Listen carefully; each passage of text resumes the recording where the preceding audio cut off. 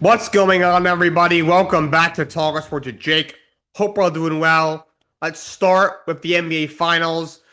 2 nights ago, the Spurs get a game against the Knicks. They go into MSG and win 115 to 111. Big game from Victor Wembanyama. 32 points, 8 rebounds, 6 assists. Also had a couple of blocks. By the way, what that guy does from a shot blocking perspective, I've probably never seen before in my life. Keep in mind, I didn't see Dikembe Mutombo play, but wow, the guy's incredible.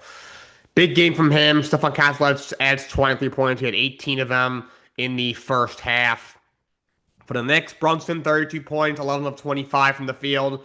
OG had 28 points, 9 of 13 shooting, but everyone else did not do their part. Karl-Anthony Towns, just 4 of 10 for 11 points.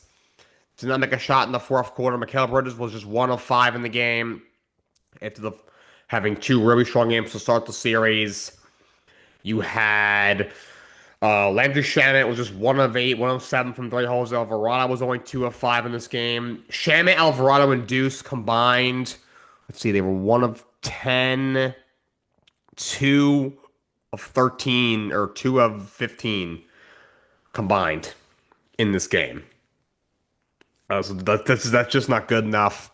Knicks did not play nearly well enough in this game to give themselves a chance to win. Only shot 35% from three. That's just not going to cut it. Also had a good amount of turnovers in this game. They had 13 turnovers in this game, 35% from three. Your three main bench pieces outside of obviously Mitchell Robinson, who isn't there to score. We're 2 of 15. You're not going to win a basketball game against a team like the San Antonio Spurs. So not good enough. Knicks lose by 4. I thought the officiating was really bad, and I'm the complete opposite of blame the refs. I will never do that. I try not to do that ever. If you've watched the show, if you know me, you know I'm anti doing that. I bash a lot of players and teams and fans for doing that. But when it's 24-8 in terms of fouls in a half in a finals game, that's a little. That's just I don't know how that even happens. Wemby slapped Brunson across the back of the head. There's no call. Brunson lightly lands in someone's landing zone. It's a flagrant foul. Just utter blasphemy, if you ask me. But not the main reason they lost. Again, I'm not trying to say that. It's 2-1 next. Game 4 is tonight. Once again at Madison Square Garden at 8:30 p.m. Eastern Time on ABC as the NBA Finals continues. Hope you're all watching the Stanley Cup Final as well. Those games have been electric. Carolina wins last night 5-3. Good for them on going to the goalie change with Boosie, who wasn't great. No goalie this year has looked great. Freddie Anderson was very bad. He didn't even dress last night. They dressed a young kid, Kochnikov, whatever his name is, to be the backup, which is very bold. Carter Hart hasn't looked great in the series. Who's a very good goalie for Vegas. He's had a great postseason. Carolina went with Boosie, who of course stepped in during game 3 and played really well. Big reason why that Carolina was able to come back and almost win that game in overtime and almost come back down 4 goals. But 2-2 heading back to Carolina for game 5. Ram Sports Dump. Speaking of hockey, the Kings hire Pierre Laviolette. Good luck. And I know he's coached for a long time. He's got a lot of wins. His win-loss record is relatively impressive on paper, and he did win a cup in 2006. They think that was that was Carolina team, which is kind of ironic. But since then, hasn't done a whole lot. He was in Nashville for a while, couldn't get over the hump. Was in Washington a couple of years, wasn't good. Well, he wasn't bad, but he wasn't good them He comes in after they win a cup, back-to-back first-round losses. Was with the Islanders briefly at the beginning of his career, wasn't good. Was with the Rangers for 2 years. First year takes them to the Eastern Conference Finals, forgets how to coach in a series. They end up losing the ECF in 6 to Florida. Following year, everything falls off. He gets fired. And now 2 years later, he is heading to the Kings, a team that has not been out of the first round in, 5 or 6 years now. They've changed front offices, players, coaches. Nothing's worked. I don't see how Pierre Laviolette's going to get screwed over the hump. But Andrew loves recycling the same old coaches over and over again. Some of them make sense. Guys like Peter DeBoer, of course, took over the Islanders very late. I mean, Islanders brought him in way too late, obviously, but he did go to, 4 straight conference finals with Dallas, whatever it was. He is a good coach. Even Torts, for all of his faults, I mean, he's got Vegas in the Cup final. He came in last 2 weeks of the season. He's top 10 all time in wins. He won a cup in Tampa. He had a good run with the Rangers. He had a decent run in Columbus. He runs his course very quickly, and everywhere he's been, that's what's happened. But he's in the Cup final. A guy like that, I see why he keeps getting jobs. But Pierre Laviolette, that I mean, yeah, he's like to me, he's the Doc Rivers of the NHL. He won a championship on a stacked team 20 years ago, more than 20 years ago, exactly 20 years ago at this point for Laviolette. Now since then, he's just everywhere he goes, he raises their floor a little bit, but does not. He has a very clear ceiling, and that's the conference finals with the Rangers 2 years ago. Continuing with the Rangers of this random sports dump, almost someone calls them next 2 minutes. It's going to be a shorter show today. Chiefs signed Jarius Sneed corner a year for $5 million. He was all pro level corner on the Chiefs Super Bowl team a couple of years ago. Ends up getting traded to the Titans, signs that big deal with them. Hasn't worked out. He got let go by Tennessee. Now he's back in Kansas City. I think some guys just work with some coaches and some coaches only. I think Jerry Sneed is one of those guys. In Steve Spagnuolo's Steve Spagnuolo's defense is an electric corner. In anyone else's defense, he's just another guy. And, so I think he could be pretty solid for them. You add him if he can be a solid corner two across from the rookie Delane. This defense should be pretty good. Should be overall completely retooled and better than it was last year. It was just kind of okay last year. Chiefs could be looking at a really nice year for a team that was shockingly very bad last year. Brewers extend Luis Lara, 7 years, $31 million. He has 3 team options. They'll take him for $79 million. He's 21 years old. He's got $30 million guaranteed. It's crazy. Brewers have been extending a lot of their prospects over the last couple of years. A couple of years ago, in spring training, they extended Jackson Chourio for like 8 years before he made his MLB debut. They extended somebody else. Oh, it was Cooper Pratt, who still hasn't made his debut. He was only hitting like 240 in AAA. They gave him an 8-year deal. Now Lara, who should be coming up soon, but he's still 21. They just gave him a 7-year deal. He has 3 team options that could take that to $79 million. You see a lot of teams doing this. Detroit did it with Kevin McGonigal right after he came up. Seattle gave Cole Emerson a pretty big 8-year deal before he even came up. Of course, he's come up and lit the world on fire since he came up a few weeks ago. But the Brewers extend Luis Lara out there, prospect, 21 years old. Very good center fielder. Hasn't hit much in the minor leagues. He's going to have to hit a little more, but he won a Gold Glove in the minor leagues last year, so he'll be an electric center fielder. So they got a lot of outfielders over there.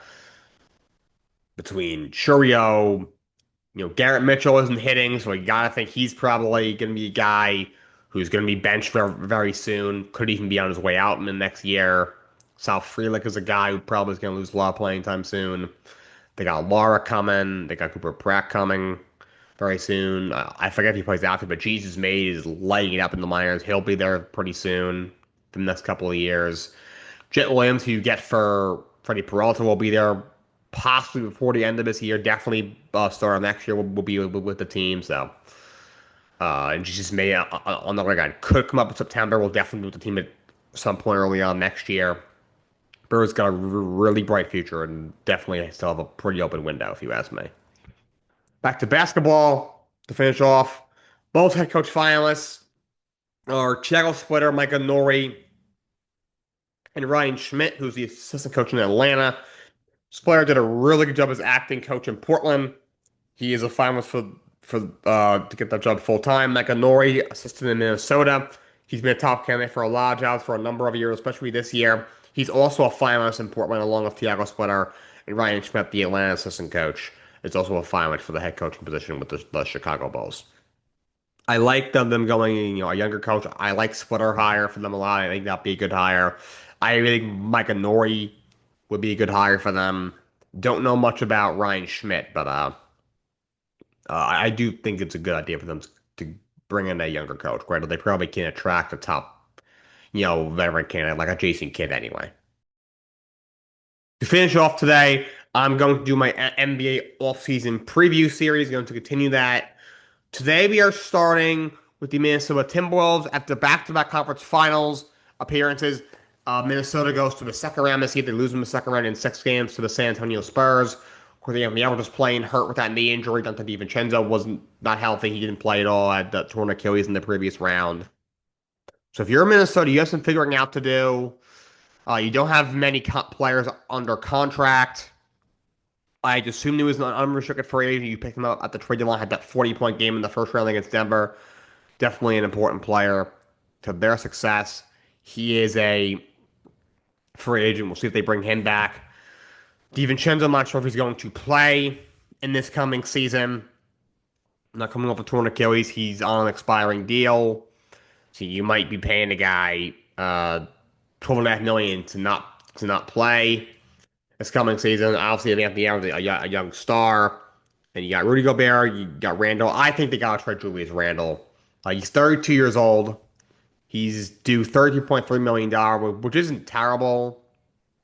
And then he's got a player option for next year, which is $35.8 million. And then he hits the market. But I think you should try and move that guy. I don't think he'll get a whole lot back, but try and see if you can get. I don't think you could go get any picks back, but try and see if you can get a player or two to help you. I like Jay McDaniels a lot. Great defender. All NBA defender. Offensive game is getting better. Still needs to be a little more consistent. But when he's on, he's a guy that can give you 25 and guard your best player. He's a really underrated, but still 26. When it comes to Randall, you have McDaniels. Obviously, Gobert is a 4-time defensive player of the year. Miles Reed's a very good player, for more sixth man of the year, can move into the starting line a bit if needed. But they gotta get a legit number 2 scorer next to Anthony Edwards. They gotta get another ball handler next to him. So I'm not sure what they do. But I would call Miami, tell them Randall and something else for Tyler Hero to see if that gets the job done. Because they don't have a ton of apron space. They only have about just under 30 men. They have just under 30 men before they're at the second apron. So they can't bring in the max player really without giving up somebody else, like a Julius Randle. And if you're trading Julius Randle, you're not going to get a max, all NBA player back, I wouldn't think. But I would trade him again, see if you can get another real legit ball handler in there, because they don't really have a point guard on their roster. Certainly, they don't have a starting point guard on their roster. Even if Mike Conley comes back on like a veteran minimum or something, he's 39 years old. He's nowhere near the same player. He had that one playoff game where he was kind of nice against the Spurs. Other than that, there's a reason that they traded him to the Bulls and he ended up getting bought out, and they brought him back and didn't play him for a while because he's at the very, very end of his career. He's had a very nice career on those Grizzlies teams, had some good years in Utah, has been really good, veteran piece for Minnesota these last couple of years, but at 39, he doesn't have a whole lot left. So Minnesota's gotta get a primary ball handler, another option next to Anthony Edwards, and I would look into trade Julius Randle. I think it's pretty clear. If I find him with the Knicks, I can't do it anymore. And there's nothing to do with him being off the Knicks. So I just can't do anymore. What he does in the playoffs is he's not a player that you can win a championship with, in my opinion. Next team up is the Houston Rockets. Houston ends up with the 5 seed in the Western Conference. You do lose in the first round. You lose in 6 to the Lakers. You went down 3-0 in that series. KD missed the whole series besides the one game. I think I would trade him. Kevin Durant is one of the, I think is low and overrated all time, but is still one of the 30 greatest players of all time. One of the elite scorers the game's ever seen. Also a massive douchebag and just a guy who cannot carry a team. And at 38 years old, I don't think he's ever winning another championship. I don't see a team winning with him ever for the rest of his career. I think you just look at everywhere he's been since Golden State. He goes to Brooklyn, that was a disaster. Gets traded to Phoenix. That ends up being a disaster. They never get out of the second round. He ends up in Houston, a team that, coming with a 50-win year, takes Golden State to 7 games in the first round, picks him up, and you lose in the first round. Even worse to the old Lakers without Luka Doncic, without Austin Reeves for most of the series. LeBron James is washed, 41 years old. And KD just... After that burner stuff came out, this team was not the same, and they completely fell off a cliff. Trade him. I'm not sure what you'll get for him. He's due $43.9 million this coming year. He has a player option worth $46 million in 2028. He's gonna be 38 years old for next season. But just try and get a player or two back that can just, lengthen your bench at least a little bit. I think getting Fred VanVleet back, he has $25 million player option. If I had to guess, he'll either opt into that or they'll work out a new deal. Not having him last year definitely hurt. But if he can come back and still be a solid player at 32 years old, coming off an injury, he's a very solid point guard. And the game Thompson, great defender. His offensive game needs to come along. Reed Shepard has been a bust so far at 22, though he did have a couple of good playoff games against the Lakers. Even like Jabari, like this young core, is it really that good? Jabari Smith's 23. I was never that high on him. He hasn't done enough to me. Our friend Şengün has regressed over the last 2 years. Granted, he's still 24. Again, him and Paolo Banchero were the same player. A couple of years ago, they looked like they were superstars in the making. Have regressed over the last 2 years a lot. We know what's here with Banchero, with Şengün. Very good scorer, but is not efficient enough. Doesn't play any defense. He isn't spacing the floor a whole lot. And like he'll have games where he's giving you 32 and 12 and looks like a beast.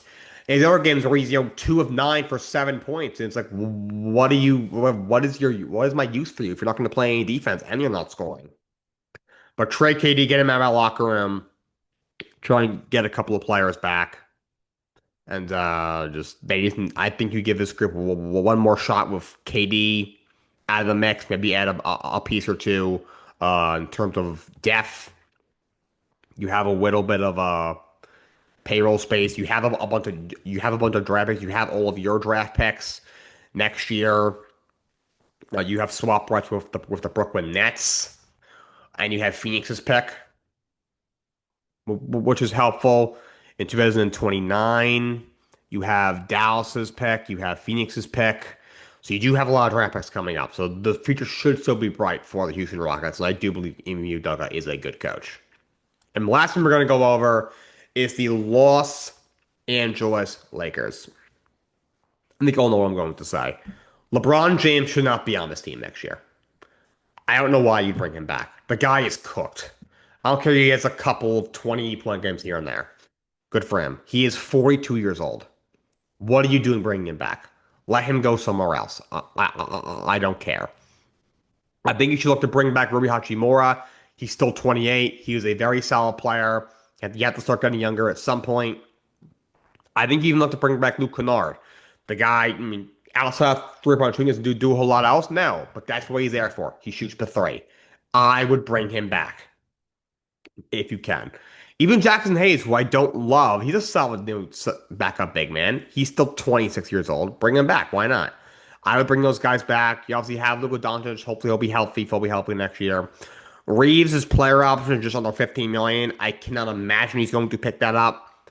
I think he has to come back. Would I give him a supermaxi? I don't know. I think Reeves is a very good player. He averaged 20 points a game last year. I think he's a perfect number 3. I don't think he's a number 2 on a championship team, but I think he's a very good number 3. I think someone needs to convince DeAndre Ayton to decline that $8 million player option.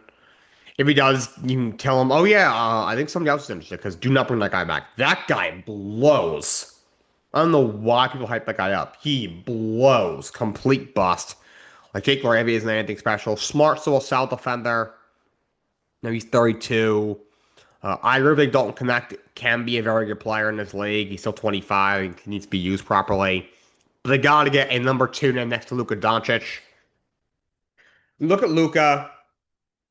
The best version of him and most success he's had, both individually and the team, was, of course, a couple of years ago. His last full year in Dallas when he went to the NBA Finals. When he played next to Kyrie Irving, he had a legit primary ball handler playing next to him, and the guy who could also score and be a secondary scoring option in Kyrie Irving. They had a really good. They had guys when they were lob threats. They had a good length and size. With Derek Lively and Daniel Gafford, they go out and get PJ Washington. So this team, they don't have a Kyrie. I think they need to get a primary ball handler in there. and they need a legit long threat. That's not what Jared Vanderbilt is. He's a great defender, doesn't do anything for you offensively. DeAndre Ayton, I mean, I don't know what he does do. I guess he can be an okay long threat. I think you can do a lot better than him. But I think you need to find those two things, and I think you need to move on from LeBron James. It's been beyond time. Definitely bring back Rui Hachimura as a wing and bring back Luke Kennard as a three-point shooter on the bench. Because they also need some shooters around Luka Doncic. Something they're definitely going to need so that you can maximize Luka's elite playmaking. That's all I have to do for the Lakers. That's all I got for you guys today. Until next time, so long and have a great day.